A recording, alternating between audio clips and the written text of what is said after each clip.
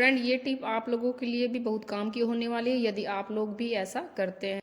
आप जिस भी बर्तन में दूध गर्म करते हैं, चाहे वो पतीला हो या भगोना, अगर इसको ऐसे आप वॉश कर लेते हो। फ्रेंड आज की वीडियो देखने के बाद आप बिल्कुल भी ऐसा नहीं करेंगे। यहाँ हम इसके अंदर आटा डाल के और अपना आटा लगा लेते हैं। इससे दो फायदे हो जाएंगे, हमारा पतीला या भगोना जो भी है वो साफ हो जाएगा, और दूसरा जो मलाई यहाँ लगी हुई है चारों तरफ वो भी अच्छे से साफ हो जाएगी, और हमारा आटा भी सॉफ्ट एंड स्मूथ लगेगा। तो चलिए, अगर टिप्स आपको पसंद आई हो तो वीडियो को लाइक कर लीजिएगा एंड चैनल को सब्सक्राइब।